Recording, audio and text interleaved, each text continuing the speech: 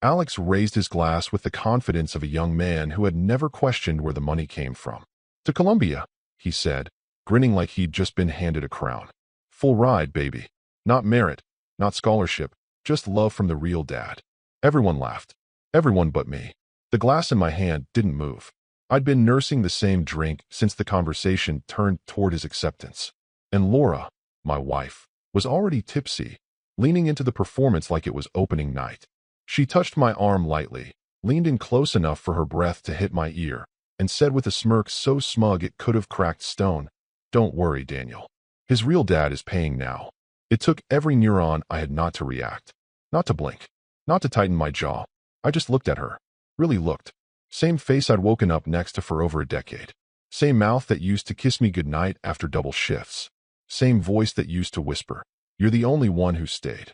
Now that voice was laughing at me like I was the substitute teacher in a broken-down school district.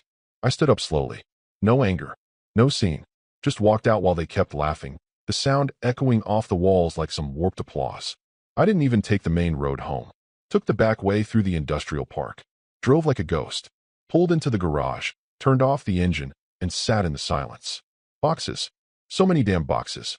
One labeled Alex, Science Fair 2014. Inside, a volcano model we made together out of foam and glue. Another said spring baseball uniforms. Still had the old cap he used to wear, the one I stitched when the seams ripped. One box even had the old retainer case from when I paid off his braces in installments because Laura said her ex was going through something at the time. I pushed those aside, went to the steel cabinet in the corner, the one Laura always joked I kept like a Cold War spy. Inside was paperwork I hadn't touched in years. Documents her family never thought I'd remember, let alone keep track of. I flipped through old tax folders, dusty contracts, until I found it. Navy blue folder, slightly water-stained, thick with signatures and embossed seals. The trust. Back when Laura and I got married, her parents insisted on making things official. They said it was about merging the family, protecting assets, ensuring Alex had a secure future. What they never said out loud was that they didn't want me having a claim to anything beyond what they could control. But Laura's mother, overly sentimental and a little too fond of Cabernet, had insisted on a gesture of unity. "Make Daniel the trustee," she'd said. "It's symbolic. Symbolic. Like a wedding ring on a corpse." I opened the folder, and there it was. My name, written in calligraphy-level formality. Sole trustee, Daniel Keating. Not co-trustee. Not temporary overseer. Sole. And the bylaws were written by a lawyer more arrogant than smart. Section 9.3. In the event of familial role dissolution, sole trustee maintains authority to dissolve the trust in full, without cause. They thought they were being clever.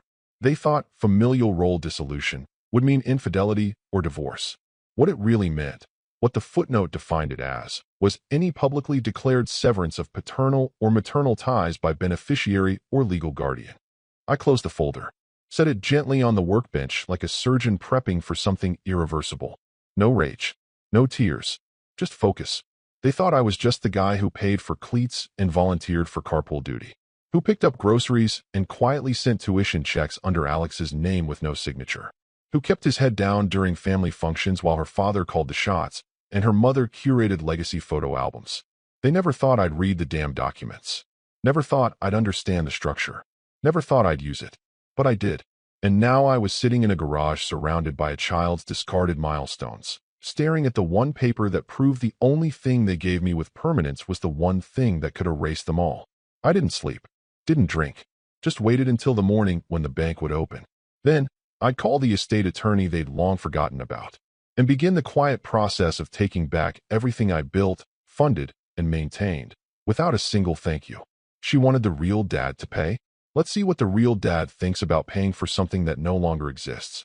The estate attorney's office hadn't changed in 20 years. Same framed Yale diploma, same faded photograph of him and his golden retriever by the lake, same warhorse of a desk stacked with paper that had outlived everyone except him. Gregory Langley didn't even look up when I walked in, just waved me toward the chair with a grunt like we'd just paused a conversation from 2008. "You bring the docs?" he asked, already shuffling through a drawer. I laid the Navy folder on the table. He slid it toward him, flipped it open, and raised his eyebrows a fraction of an inch. "Huh, haven't seen this thing in a while." "I need a full review," I said. starting with Section 9.3. I want to know what I can do. Legally. Quietly. He took his time. That was the thing about Langley. Never rushed, never panicked. Probably why Laura's family picked him in the first place. They thought his deliberate pace meant caution. But I knew it meant calculation. Trigger clause still stands, he said after a while. No amendments. And you're still listed as sole trustee. And the definition of familial dissolution. He turned the document so I could see the highlighted passage. Public or private disavowal of trustee's role as paternal or maternal figure by any primary beneficiary or guardian. Declaration or behavior. Both count. In plain English? I asked, though I already knew. Langley removed his glasses and leaned back.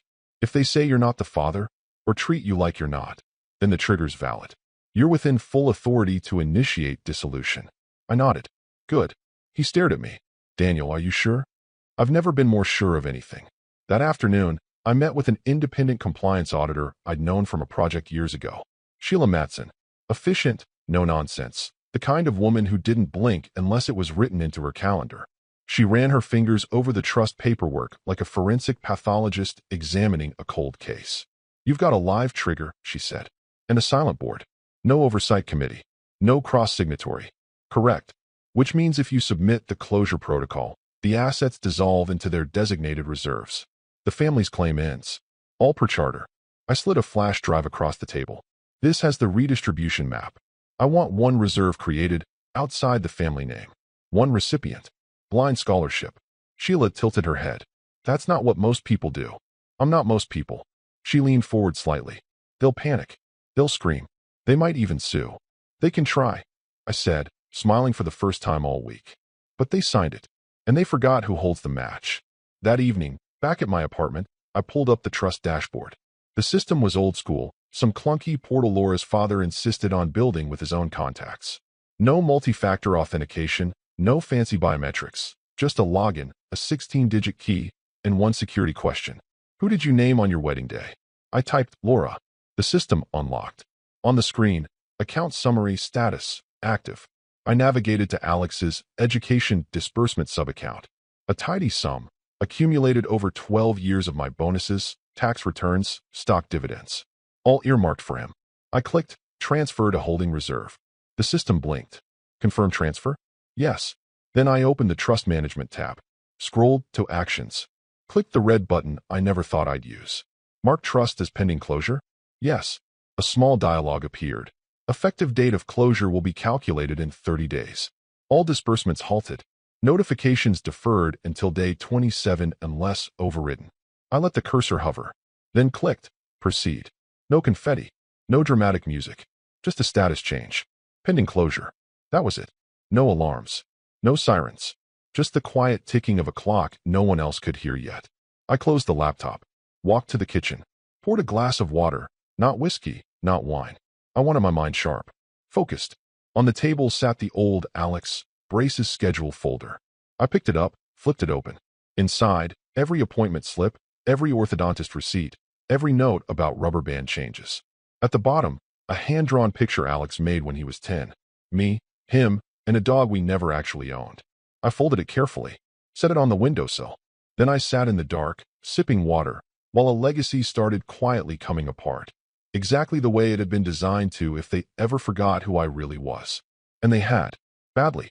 The restaurant they picked was the kind with polished wood, $50 steaks, and valet drivers who judged you based on what you tipped and what you drove. I parked 2 blocks away. Walked in wearing the same dark gray blazer Laura once said made me look capable but invisible, like that was a compliment. The hostess barely looked up before waving me toward the private dining room in the back. Inside, laughter bounced off the brick walls like a sitcom laugh track set to auto loop. Laura's parents had gone all out. 2 servers, embossed menus, imported wine already uncorked. The long table was filled with every branch of her family tree I'd quietly tolerated for over a decade. Cousins who never remembered my name. An uncle who once called me the IT guy. And of course, Alex, seated at the head of the table like a prince returning from battle. No one noticed me slip in. I took the empty chair near the wall. Left corner, half-shadowed. The seat no one wanted because the air vent above always blasted cold. It was perfect. Invisible, remember? Laura made a show of walking around the table, arms out, hugging relatives with exaggerated flair. When she got to me, she gave a tap on my shoulder like I was a TSA agent and not the man who paid for her son's wisdom teeth removal. "Glad you made it," she said, then moved on. No kiss. No eye contact. Just enough civility to avoid whispers. Alex was already telling the story for the 5th time. How he got in. How Columbia had called personally. How his biological father, Greg, a man I hadn't seen in 15 years and never missed, had stepped up, finally. They lapped it up like syrup. Aunt Marla clutched her chest like the idea of Greg contributing was a Christmas miracle. Then Laura's father, Gerald, stood up, glass in hand. "I just want to say something," he boomed, the kind of man who didn't believe in microphones because he was the microphone. "Tonight's about legacy. About stepping up. About real fathers who take responsibility, who answer the call, even when it's hard." He raised his glass toward Alex, then nodded solemnly toward the absent Greg. "To fathers who show up when it matters." The table erupted into applause. I took a bite of dry chicken. Alex didn't glance at me. Not once. His phone buzzed, and he grinned. Probably Greg. I watched him type a reply, shoulders relaxed, confident. I'd seen him sweat through spelling bees and tremble before soccer tryouts. But this version of Alex had no space for the man who taught him how to ride a bike, who stayed up all night during science fair season building volcanoes and solar ovens. Then Laura's mother, Margot, clinked her glass with a fork. "One more toast," she said, smiling the way women smile when they believe the moment is theirs forever. "To family, and the legacy we passed down." "Legacy," she repeated, like it was a sacred word. Everyone raised their glasses. I did too. Just a little. Not high. Not enough to join them. Just enough to acknowledge the absurdity of it all. I smiled. Not warmly, not bitterly. Just enough to show I was awake. That I heard every word. That I understood what they didn't. Because legacy, real legacy, isn't a dinner speech or a check from a man who disappeared for 2 decades. It's the silent ledger no one tracks. The braces. The scraped knees. The emergency room at 2 a.m. The damn science fair glue burns. And the trust account you quietly build while everyone else plays at being sentimental. The next morning, at 6:03 a.m., I was sitting at my kitchen table, coffee in hand, laptop open. The trust portal glowed on the screen. Pending closure, 29 days remaining. I clicked the final confirmation tab. Dissolution packet, finalize and submit. I hovered over it for exactly 1 breath. Clicked, yes. The screen flickered, updated. Status, dissolution pending, irreversible. That was it. No champagne. No toast. No dramatic gasp from across the room. Just silence. I shut the laptop, stood, and placed my coffee mug in the sink. Outside, the morning was foggy. The city still half asleep. But somewhere inside that silence, a fuse had been lit. And none of them even smelled the smoke. The email arrived at 9:12 a.m. on a Thursday, sandwiched between a promotional offer from my car insurance provider and a spam message about male vitality supplements. Subject line, trust closure acknowledged, 27 days remaining. No drama, no legal threats. Just a quiet update from the trust management firm confirming that my dissolution request had passed the 72-hour review window. Status, irrevocable. Disbursements, halted. Final liquidation, scheduled for the 30th day at midnight, unless manually accelerated. I created a calendar event. Trust ends, 12 a.m. I set 3 alerts, 1 for 48 hours prior, 1 for 12 hours, and 1 for 5 minutes before midnight, just to watch it happen. Across town, Laura and Alex were in the thick of orientation prep. I knew this because Alex's public Instagram post, captioned, "Elite begins now," showed him and Laura standing in front of the admissions building, arms around each other, holding a Columbia banner like it was the Olympic torch. She wore the blazer I bought her on our anniversary. He wore the confidence of someone who believed the future had already been paid for. I zoomed in on the image. Laura was smiling like nothing in the world could touch her. Alex's fingers were making some kind of hand sign I'd never understood. Behind them, a brick wall displayed a bronze plaque with the university seal. In lumen tuo videbimus lumen. In your light, we see the light. The irony was poetic. Meanwhile, on the trust firm's side, the alert triggered a minor blip on their internal compliance dashboard. Nothing urgent, just a flag indicating a high-value family trust had been marked for termination. This sent an automated summary to Gerald, Laura's father, who skimmed it between golf lessons and a donor brunch he'd been attending at his club. He forwarded the email to his assistant with a note. Wrong file? Ask Langley to confirm. He didn't call me. Didn't text. Didn't question. Because people like Gerald don't ask. They assume that their systems work, that their advisors are competent, and that symbolic gestures stay symbolic forever. Langley, the family's estate lawyer, would have recognized my name immediately if he saw the packet. But Gerald hadn't looped him in yet. He was too busy preparing for the alumni fundraiser next month, where he'd be giving a speech about intergenerational stewardship. No one saw it coming. And why would they? I hadn't changed passwords. I hadn't sent warnings. I hadn't yelled or even hinted. Because when you scream, people dig in. When you whisper, they lean closer. But when you go dead silent, they keep walking right off the ledge. Back in the kitchen, I opened the email again. Downloaded the confirmation PDF. It was 6 pages, cleanly formatted, with line items for each disbursement node. Alex's college account was marked as reassigned, reserve holding, blind scholarship fund. Gerald and Margot's real estate asset, technically held through a trust shell, was now marked in queue for liquidation. Even the vineyard stake they bragged about during holidays had a note next to it. Beneficiary revocation under Section 9.3.3. They hadn't read the bylaw. Not once. Not really. When Laura's mother added me as trustee all those years ago, she wanted to honor my commitment, her words. She made the suggestion after her 3rd glass of wine at a family dinner where Alex had made a handmade birthday card for me that said, "Thanks for being my real dad." Back then, it felt like a gesture of unity. A way to say I was more than a financial donkey. But that clause, Section 9.3.3, was never about honor. It was a buried knife. The clause read, in the event that a primary beneficiary, legal guardian, or associated family member severs or publicly disavows the trustee's familial role, the trustee may, at their sole discretion, terminate or reassign all trust components without consent, notice, or contest. It was airtight. I didn't even need Langley to confirm it. But he would, eventually. Just not yet. Because right now, Gerald thought it was a clerical error. Margot thought everything was on schedule. Laura thought her son was secure. And Alex? He was uploading dorm room photos and tagging his biological dad in captions like, "Wouldn't be here without you, Pops." Good. Let him believe it. Let them all walk into the new semester with their heads held high. Because tuition bills weren't due yet. The university wouldn't flag unpaid invoices until week 2. The housing office wouldn't revoke dorm access until October. And Gerald's accountants wouldn't realize the vineyard stake had vanished until the quarterly statement hit in mid-September. It was all timed, all precise, and I would not make a sound. Let the calendar tick down. Let them sleep through the countdown. Because once midnight hits, legacy isn't something you toast to. It's something you lose. Quietly. Completely. Without a warning shot. It started with a voicemail Laura ignored. Just a generic, "This is Columbia's Student Financial Services. Please return our call at your earliest convenience." She rolled her eyes, assumed it was an automated reminder, and shoved the phone back in her purse. It wasn't until the second message, 2 days later, firmer in tone and hinting at overdue payment status, that she started to feel the first twinge of something other than self-assuredness. That afternoon, she called the university, expecting to be reassured. She had the application confirmation, the housing documents, even the orientation schedule. Everything was in place. Alex had been posting dorm selfies and tagging locations with names like East Quad Life Flexed Biceps and Grind Mode On.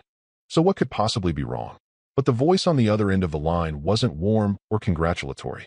It was polite, firm, procedural. "I'm sorry, Ms. Wallace, but as of this morning, no tuition payment has posted to Alex's account." Laura frowned. That can't be right. It's supposed to come directly from the family trust. There was a pause. "I see the trust listed as the expected funding source, but nothing has arrived. We sent a first notice flag last week." "Can you check again?" she asked, tapping her foot. "Already did." Laura ended the call and, for the first time in a long while, did something unfamiliar. She hesitated. It wasn't panic. Not yet. But a subtle crack in the smug certainty she'd been wearing like armor for weeks. She looked around her kitchen, surrounded by curated reminders of control. White quartz counters, organized spice racks, motivational wall art that said things like, "She believed she could, so she did." All of it began to feel hollow. She pulled out her phone and texted me. "Laura, Columbia says the payment didn't go through. What's going on?" I replied 3 minutes later. "Daniel, check with your funding source." That was it. No greeting. No explanation. No follow-up. She stared at the message. Typed a response. deleted it, typed again. Then, finally, she did something she hadn't done in years. She called Greg. Alex's biological father answered on the third ring, already distracted. He was in his truck, background noise full of road hum and talk radio. "Hey, what's up?" he said. Laura went straight in. "The university says tuition hasn't been paid. I thought you were covering it." Greg actually laughed. "What? No. You told me it was all handled through the trust. You said not to worry about it. Why would I pay if it's already covered? You said you wanted to step up." "Sure, emotionally. I sent him a care package. Bought him a mini fridge. Tuition? I never agreed to that. You were at the party. You toasted. It was a toast, Laura. You think that's a binding contract?" She hung up without saying goodbye. Her face was flushed, not with embarrassment, but something sharper, humiliation disguised as confusion. Her instincts kicked in, and like a wounded animal, she reached for the most familiar security blanket. Her father. She dialed Gerald, pacing the length of her pristine kitchen. "Dad, the university didn't get the payment." There was a rustle of papers on his end. "What? They said it never came through. Can you check with the trust office?" More rustling. "I'll have Maggie look into it. I need an answer today. Maggie's at the fundraiser prep meeting. I'll have her call you after." "Dad," he sighed. "Fine. I'll check. But if it's a delay or some routing issue, just breathe, all right? You're acting like someone stole the family jewels." She hung up, but the paranoia didn't. She paced, opened her laptop, pulled up the Family Trust's dashboard link she hadn't used in years. The login failed. She tried again. Failed. Access denied. That's when her hands started shaking. She called Gerald back. "I can't log into the trust portal." He paused. "You were never listed as a user, Laura. Remember? That was between Daniel and me. We gave you those printouts to make you feel involved. I thought you were monitoring it. I didn't think I had to. It's Daniel's job. He's the trustee." A long silence. Her voice came out low. "You haven't heard from him, have you?" "No. Why would I?" Her heart was racing now. The certainty was gone, and in its place was a horrible, dawning truth. She didn't know what she didn't know. The trust wasn't just a vault. It was a locked room whose key they'd handed to someone they'd stopped inviting to family dinners. Someone they'd laughed at across steakhouse tables. Someone they told was no longer really a father. Now that key had turned, and the lock had clicked. She sat down, phone still in her hand, breathing hard. Something had shifted. She didn't know what yet, but the air around her felt heavier. The floor beneath her creaked in a way it never had before. And Daniel? Daniel hadn't raised his voice, hadn't made a scene, hadn't threatened a thing. He just said, "Check with your funding source." And now, for the first time, Laura had no idea where that source even was. The second notice didn't arrive by email. It came by courier. A man in a gray windbreaker with a clipboard rang the Wallace Estates front gate at 8:42 a.m., holding a sealed envelope from the trust's legal administrator, standard protocol when a major dissolution finalizes. The assistant who received it thought it was a formality, a quarterly report. She laid it on Gerald's desk beside his newspaper and Nespresso. He didn't open it until lunch. Gerald had just returned from the club, smug from finishing under par and rehashing his victory over shrimp cocktail with 2 junior board members. Still in his polo and loafers, he sliced the envelope with a letter opener he once claimed had belonged to Winston Churchill. Inside, a 2-page notification. Subject: Final trust closure confirmation. He reread it 3 times. Then, for the first time in a decade, he cursed out loud in the privacy of his own home. "Margot!"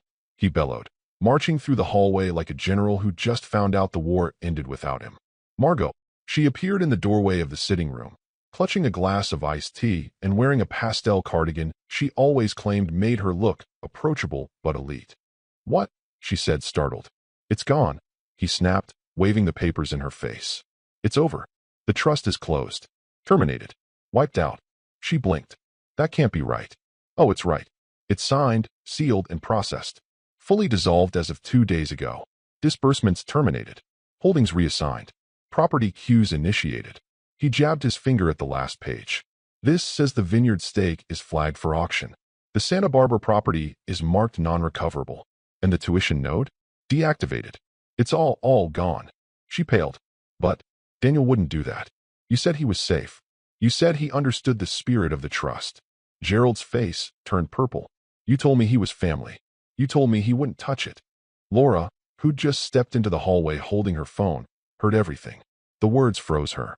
Margot, now visibly shaken, slumped onto the armrest of a chair. Her tea glass tilted, and ice cubes spilled onto the floor. I didn't think he would, she whispered. I thought it was symbolic. I thought. He never even logged in for years. We made him trustee to honor what he did for Alex. We didn't think he'd ever. Well, he did. Gerald cut in, voice cracking. And now your idiot son-in-law just detonated the damn legacy we spent 30 years building. Gone. From the hallway, Laura's breath caught. The world had shifted again. This time violently. She backed away slowly, phone still in hand. Her fingers hovered over the screen like it was a bomb trigger. No one called her. No one warned her. No one looped her in. She wasn't a stakeholder. She was a bystander. Upstairs, in a small apartment half a city away, I was sitting in front of my laptop, a bookshelf behind me lined with files no one ever asked to see. I was on a Zoom call with the Grace Marston Scholarship Board, a nonprofit that provided full tuition and housing for underserved students with high academic potential and no family support. The young woman on the screen, Brianna, was a first-generation college student from East Riverside. Her mother cleaned offices downtown. Her father had been absent since she was 6. Straight A student. STEM prodigy. Worked weekends at a mechanic shop. Her voice cracked when she said she'd gotten into the same university Alex had. But I don't have funding, she said. Even with Pell, it's not enough. I unmuted. I'd like to fully sponsor your enrollment, I said. There was silence. Then she started crying. The board director smiled. You're sure? I'm very sure, I said. Use the reserve account titled or Ian Legacy Reassignment Fund. It's preloaded. They nodded, grateful. I ended the call. Brianna's smile stayed frozen in the last frame of the Zoom window before it closed. Hope, unfiltered. Earned. Unmanipulated. I sat back, folded my hands. They were screaming at each other now. I could feel it, like seismic tremors traveling through a building's bones. But I was outside the blast radius. Long gone. They didn't just lose money. They lost control. Gerald had lost his legacy. Margot had lost her fantasy of sentimental symbolism. Laura had lost her illusions. And soon, she'd lose her access. Alex. Well, Alex was about to find out that dorm room fridge he was bragging about wouldn't keep him enrolled. But someone else had gained something. A girl no one knew. A girl they never asked about.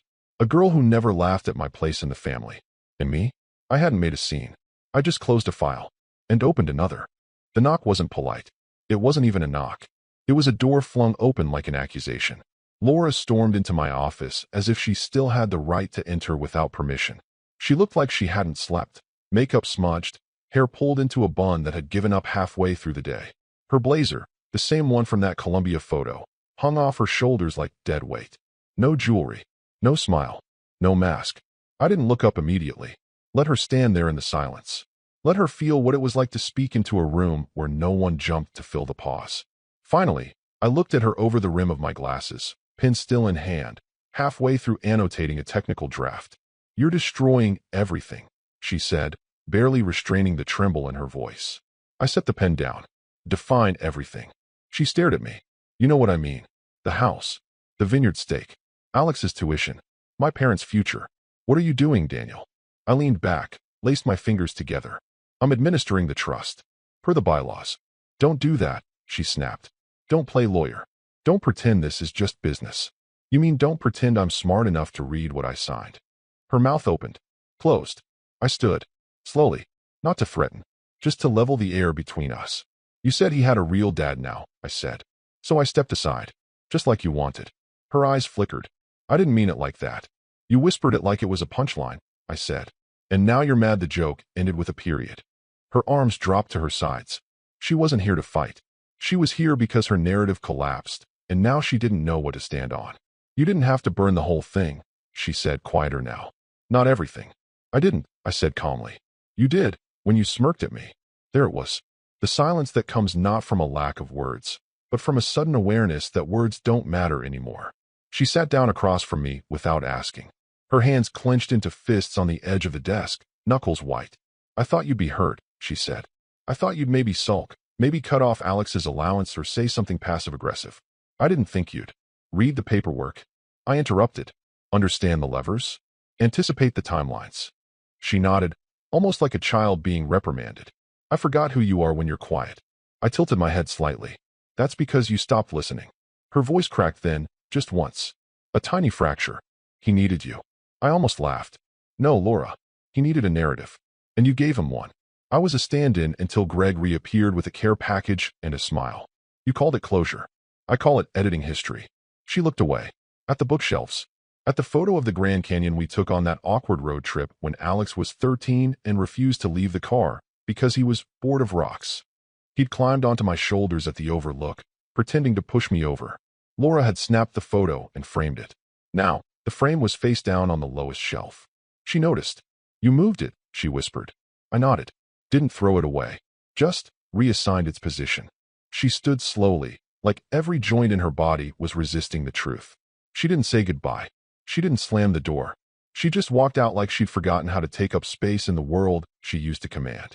I sat back down. The door clicked shut. Outside, a storm was coming. I could feel the air pressure shift, the kind of charged stillness that made people anxious without knowing why. But inside this room, everything was quiet. Precise. Balanced. My inbox pinged. A new message from the property liquidation team. Subject line, final bidding schedule for Wallace residents. I clicked it open and smiled. They chose the country club. Of course they did. Not the main dining hall, too exposed, but the back room, the one reserved for quiet conversations that usually involved insider tips or politely whispered scandals. The fireplace crackled like a stage effect. Polished oak paneling lined the walls, and the waiter brought espresso without being asked. Everything about the room said control, legacy, power wrapped in linen napkins and soft jazz. Gerald was already seated when I arrived, flanked by Margot, who clutched her pearls like they were prayer beads. Laura sat between them, hollow-eyed, lips pressed tight like she'd rehearsed a dozen different scripts and couldn't decide which one to perform. Daniel, Gerald said, standing just enough to pretend civility. I nodded. Gerald. Margot offered a brittle smile. Laura said nothing. I sat. Silence thickened around us. The waiter took our orders, and no one touched the menus. This wasn't about lunch. This was a summit. A confrontation dressed up as brunch. Gerald cleared his throat. We wanted to speak face to face. Civilly, of course. I assume you know what this is about. I do. Margot leaned forward, palms flat on the table. We've made a mistake. A misunderstanding, really. We didn't mean to alienate you. I tilted my head slightly. Didn't you? Laura finally spoke. Daniel, please. We were a family. You raised Alex. You. Her voice caught. You meant something. I know things were said, but this isn't the way. What way is that? I asked. She glanced at her father, then back at me.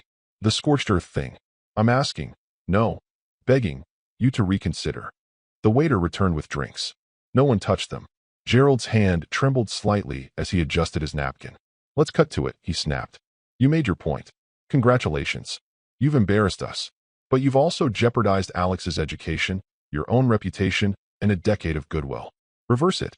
Margot nodded, eyes glistening. We'll make it right. I reached into my folder, pulled out a single page, and laid it gently on the table. The trust's original agreement, page 6, highlighted in yellow. Clause 6.1. I read aloud, slowly, letting each word drop like a coin into an empty jar. In the event that the familial role of the trustee is revoked through declaration or behavior, said trustee shall retain full legal right to reassign or terminate the trust, at their sole discretion, without notice or approval. Gerald's face flushed a deep, dangerous red. What the hell does that mean? He barked. It means, I said, that when Laura declared I was no longer Alex's father, and when you all toasted Greg like he'd returned from war, it triggered a clause you never imagined would be enforced. Margot's lips parted, but no sound came out. Her eyes darted between me and the page like she was hoping the ink might change under pressure. Gerald jabbed a finger toward me. You can't seriously believe that a single comment, a joke, gives you the right to blow up everything. It wasn't a joke, I said. It was a verdict, and I accepted it. Laura swallowed hard. So you're punishing all of us? No, I said. I'm just fulfilling my role, the one you insisted I take. You trusted me with the keys, and now you're angry I opened the door. Gerald stood up suddenly, chair screeching against the floor. This isn't over. It already is, I said quietly. He slammed his hand on the table. You little bastard. You think this makes you powerful? It makes you spiteful, vindictive, pathetic. Margot flinched. Laura closed her eyes. I folded the paper, slipped it back into my folder, took a sip of espresso. I didn't write the rules, I said. You did. You just never thought I'd read them. I stood. Margot reached out. Please, stay. Just talk to us. I've said everything I needed to. The rest is paperwork. I turned toward the exit. Halfway to the door, Gerald called after me. "You'll regret this." I paused, hand on the handle. "No," I said. "I regretted staying silent for 12 years. This, this is the first thing I don't regret at all." I left before the entrees arrived. Let them eat legacy. Cold, bitter, and unfinished. By the time they finished dessert, if they bothered, I was already gone. Out of the club, out of the family, out of reach. The sign went up on a Tuesday morning, planted like a flag in the perfectly manicured lawn of a house that had once hosted endless 4th of July barbecues, wine-soaked Thanksgiving speeches, and the kind of holiday portraits that ended up printed on glossy cardstock and mailed to people who didn't care. For sale. By appointment only. Gerald didn't come out to greet the agent.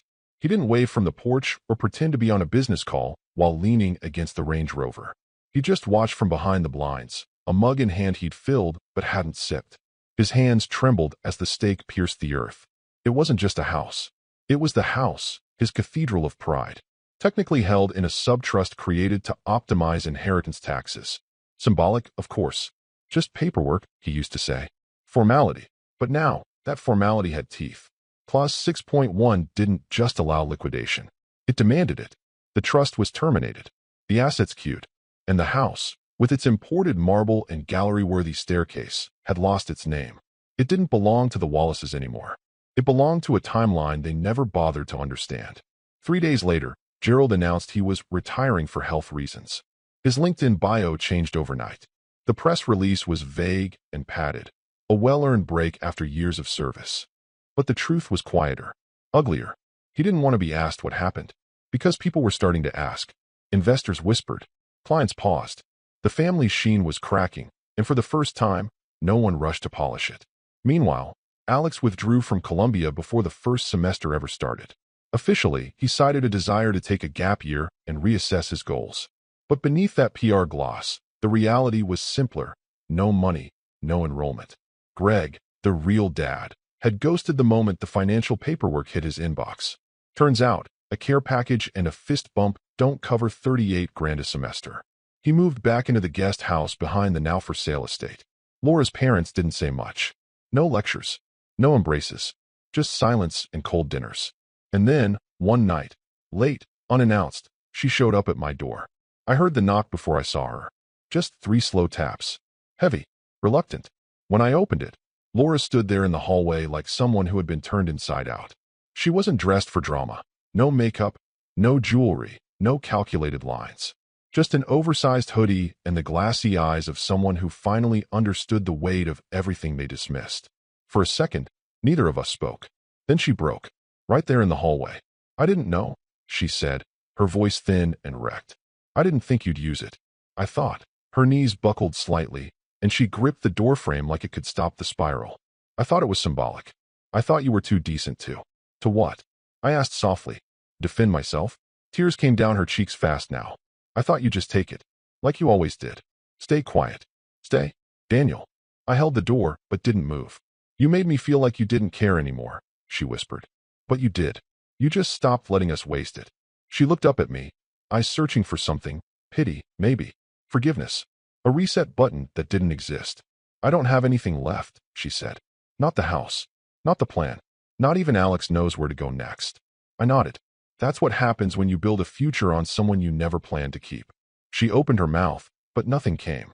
Just a breath that collapsed into a quiet sob. "I made a mistake," she said. "We all did." "No," I said. "You made a series of choices. Mistakes come from ignorance. Yours came from arrogance." She leaned against the wall. "Can I come in?" I looked at her, really looked. Then I closed the door. Not with anger. Just with finality. Not because I hated her. Because I was finished letting her in. Orientation day at Northridge College didn't come with banners or orchestras. No catered brunch. No tuxedo donors shaking hands like politicians.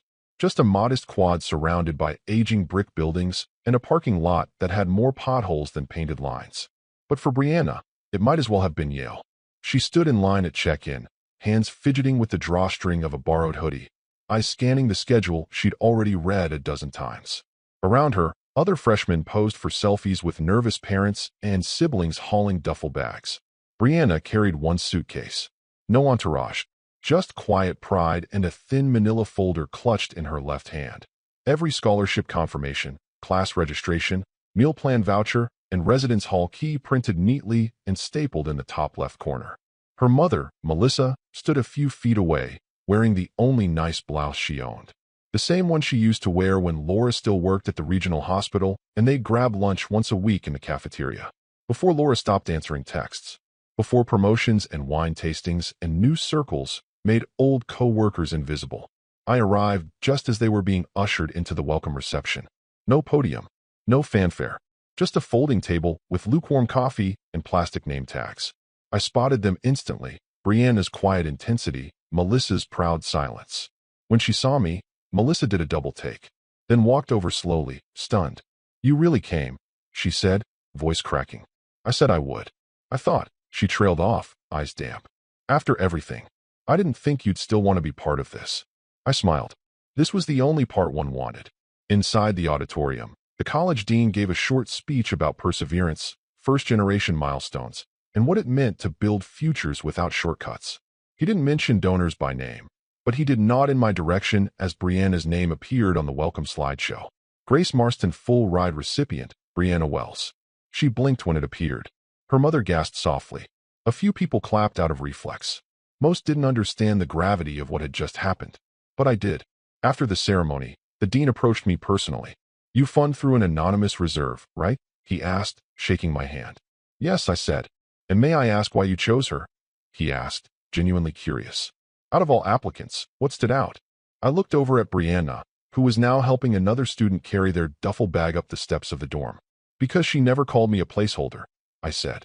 He didn't ask for clarification. He didn't need to. Later that evening, I stood by the car, ready to leave. Melissa approached me once more. She was quiet for a long time. Then she said, "Laura doesn't know, does she?" "No, you're not going to tell her?" "She'll find out eventually. People always do.